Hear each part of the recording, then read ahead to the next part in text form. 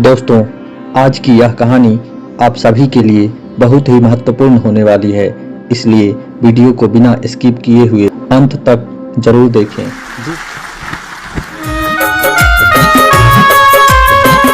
एक बार एक इंसान अपनी जिंदगी से बहुत परेशान था। वह हर समय अपने आप को कोसता रहता था, क्या जिंदगी मिली है मुझे, क्या जीवन है, हर परेशानी मेरे साथ ही है, हर दुख मुझे ही आकर घेरता है और हर झंझट मेरे ही सर पड़ती है।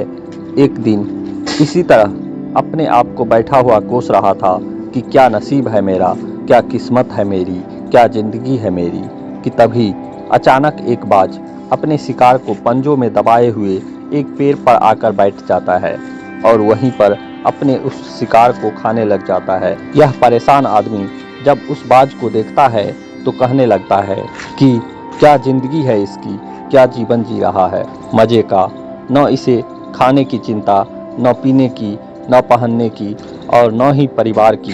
शिकार करता है मस्त खुली हवाओं में, कभी इधर घूमता है कभी उधर घूमता है, सारे दिन आसमान में उड़ता रहता है। असल जिंदगी तो यही है, जीवन तो यही जी रहा है। और फिर वह आसमान की तरफ देखकर जोर जोर से चिल्लाता है कि काश मैं भी एक बाज होता तो मुझे भी कोई दुख नहीं होता, मुझे भी कोई परेशानी न होती, काश मैं भी एक बाज होता। जब वह 2 से 3 बार जोर जोर से चिल्लाता है कि काश मैं भी एक बाज होता तो मुझे भी कोई दुख नहीं होता, मुझे भी कोई परेशानी न होती, तो अचानक आसमान में बिजली कड़कने लग जाती है और आसमान से आवाज़ आती है कि हे इंसान, क्या यह हमने सच सुना कि तू हमारी दी हुई जिंदगी से परेशान है और तू एक बाज बनना चाहता है। तो यह आकाशवाणी को सुनकर यह इंसान हैरान रह जाता है और आसमान की तरफ देखकर कहता है कि हाँ, मैं सच में अपनी इस जिंदगी से बहुत परेशान हूँ, क्योंकि हर परेशानी मेरे साथ ही है, हर दुख मुझे ही है, हर तकलीफ मेरे ही साथ है। तो आसमान से फिर आवाज़ आती है कि हे इंसान, एक बार फिर से सोच ले, हमने तुझे बहुत प्यारी ज़िंदगी दी है, लेकिन अगर फिर भी तू चाहता है कि हम तुझे बाज बना दें तो हम तुझे बाज बना देंगे, लेकिन अगर एक बार हमने तुझे बाज बना दिया तो फिर हम तुझे बाज से इंसान दोबारा नहीं बना पाएंगे। तो यह आदमी तुरंत जवाब देता है कि मैंने अच्छी तरह से सोच लिया है कि मुझे बाज ही बनना है और एक बार बाज बनने के बाद मैं दोबारा कभी नहीं कहूँगा कि मुझे इंसान बनना है। तभी ऊपर से आवाज़ आती है, जैसी तुम्हारी इच्छा, और वह इंसान बाज बन जाता है। बाज बनते ही वह इंसान खुली हवाओं में उड़ने लगता है, कभी उड़ता हुआ इधर चला जाता है, कभी उड़ता हुआ उधर चला जाता है और सोचता है कि क्या मज़े की ज़िंदगी है, असल ज़िंदगी तो यही है, न कोई चिंता, न कोई परेशानी, न कोई डर। वह सारा दिन ऊंचे आसमान में उड़ता रहता है, 2-3 मिनट पंख मारता है, उसके बाद पंख मारना बंद कर देता है और लंबे समय तक हवाओं में तैरता रहता है। इसी तरह हवाओं में तैरते हुए शाम का समय नज़दीक आ जाता है तो वह सोचता है कि मेरे पास रहने का एक ठिकाना भी होना चाहिए, मेरा अपना एक घर होना चाहिए जहां मैं रात में आराम कर सकूं। तो यह सोचकर वह छोटी छोटी लकड़ियां इकट्ठा करने लग जाता है और एक ऊंचे पेड़ पर अपना घोंसला बनाने लग जाता है। एक एक लकड़ियां इकट्ठा करके वह अपने लिए एक सुंदर सा घोंसला तैयार कर लेता है और रात में उसी में सो जाता है और सोचता है सुबह उठकर शिकार भी करूंगा और सुबह उठकर फिर से मौज मस्ती भी करेंगे, खुली हवाओं में उड़ेंगे। सुबह होते ही वह शिकार की तलाश में निकल पड़ता है, हवाओं में उड़ता रहता है, ऊपर से जाकर देखता है कि कहीं ज़मीन में मुझे कोई शिकार नज़र आए तो मैं तुरंत जाकर उसे दबोच लूं और वहीं पर खा लूं, लेकिन उसे कोई शिकार नज़र नहीं आता। काफ़ी समय बीत जाता है, वह लगातार ऊंचाई से शिकार को ढूंढता रहता है, लेकिन उसे कोई शिकार नहीं मिलता। फिर पास एक जंगल होता है, यह उस जंगल में चला जाता है, यह सोचकर कि शायद वहाँ कोई अच्छा सा शिकार मेरे हाथ आ जाए। यह जंगल के ऊपर उड़कर शिकार को ढूंढता रहता है, जंगल के अंदर जाकर भी शिकार को ढूंढता है, लेकिन इसे वहाँ भी कोई शिकार नहीं मिलता। शाम का समय नज़दीक आ जाता है तो तो मायूस होकर वापस अपने घोंसले की तरफ लौट रहा होता है कि रास्ते में थक कर एक पेड़ के ऊपर बैठ जाता है। जब यह उस पेड़ के ऊपर बैठा होता है तो उसकी नज़र एक बीमार चिड़िया पर पड़ती है जो कि लाचार अवस्था में होती है।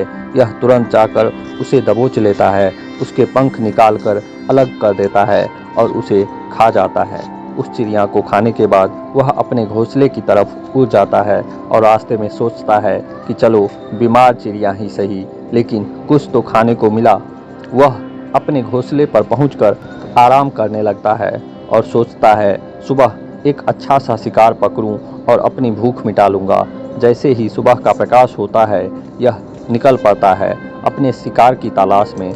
हवा में उड़ता रहता है, लेकिन आज फिर कोई शिकार इसके हाथ नहीं आता।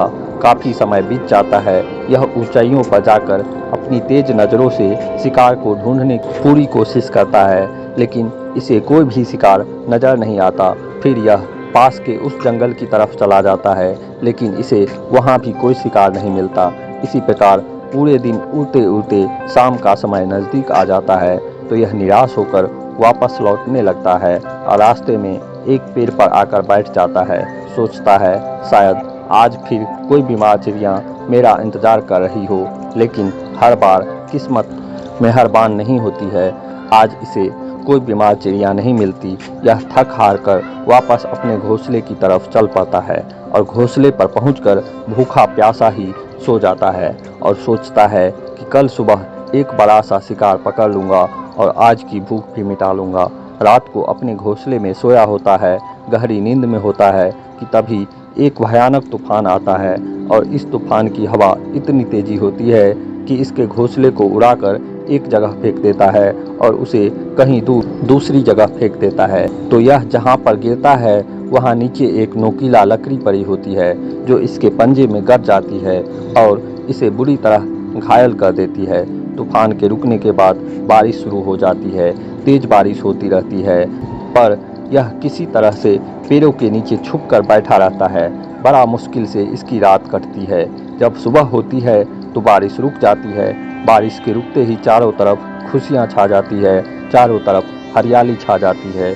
नदियाँ और झरने तेजी से बहने लगते हैं। सब कुछ फिर पहले के जैसा ही हो जाता है, लेकिन यह बाज अब पहले के जैसा नहीं रहा। इसका पाँव बुरी तरह घायल हो चुका है। इसके पंजे में जो लकड़ी चुभी थी उसकी वजह से इसका पंजा बुरी तरह छत बिछत हो गया है। और मैं आपको बता दूं कि बाज का जो पंजा होता है वह उसके शिकार को पकड़ने के लिए सबसे ज़रूरी होता है, क्योंकि बाज अपने पंजों से ही अपने शिकार को पकड़ता है, दबोचता है और फिर अपनी चोंच के माध्यम से नोच नोच कर उसे खाता है। लेकिन अब इस बाज का पंजा बुरी तरह से घायल हो चुका था और वह पिछले 2 दिनों से भूखा भी था।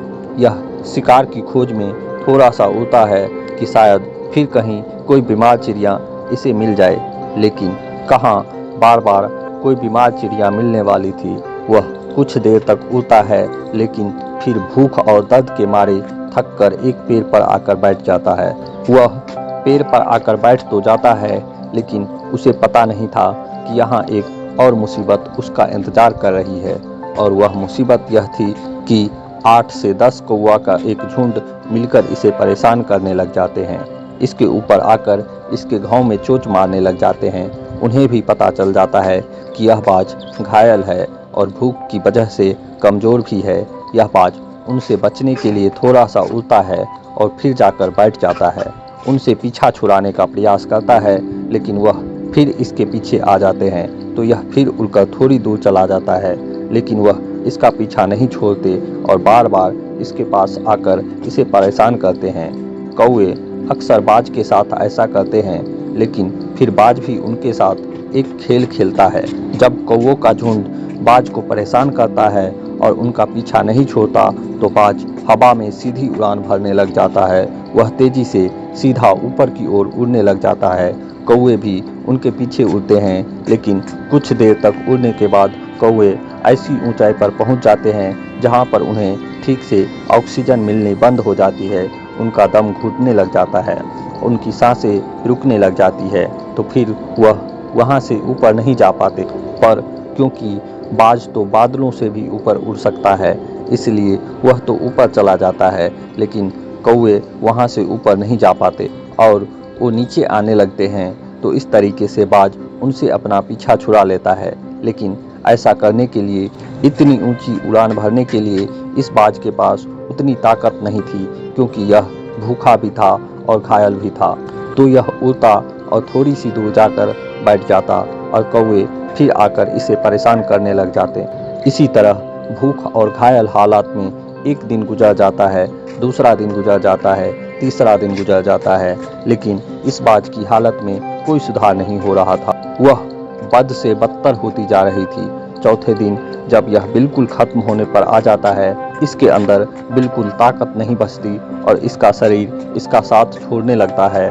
तो यह किसी तरीके से उड़कर पास ही इंसानों की एक हॉस्पिटल होती है, उसकी छत पर आकर बैठ जाता है और वहां से आने जाने वाले मरीजों को देखता रहता है और अपने आप से कहता है कि काश आज मैं एक इंसान होता तो ऐसे छोटे मोटे जख्मों का हॉस्पिटल से इलाज करवा लेता, या किसी को बता देता कि मैं भूखा हूँ, मैं परेशान हूँ, मेरे साथ यह परेशानी है। लेकिन आज मैं एक ऐसा बेजुबान परिंदा हूँ जो किसी से कुछ कह ही नहीं सकता, किसी को अपना दुख नहीं बता सकता, किसी से कोई मदद नहीं मांग सकता। यही बात सोचकर वह उसी छत पे अपना दम तोड़ देता है। वह अपनी जान की कुर्बानी तो दे जाता है, लेकिन साथ ही साथ हमें यह शिक्षा भी दे जाता है कि आपको जैसा बनाया गया है, आप जैसे भी हो उसी में खुश रहो और उसी में बेहतर करने की कोशिश करते रहो, न कि इस बात से परेशान रहो कि काश मैं ऐसा होता, काश मैं वैसा होता,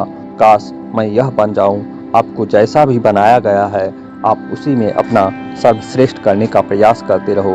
दोस्तों, यह कहानी तो काल्पनिक है, लेकिन हमें जीवन का एक बहुत ही महत्वपूर्ण नियम सिखा कर जाती है कि हम जैसे भी हैं अच्छे हैं, बस हमें उसी में अपना सर्वश्रेष्ठ करने का प्रयास करते रहना चाहिए। धन्यवाद।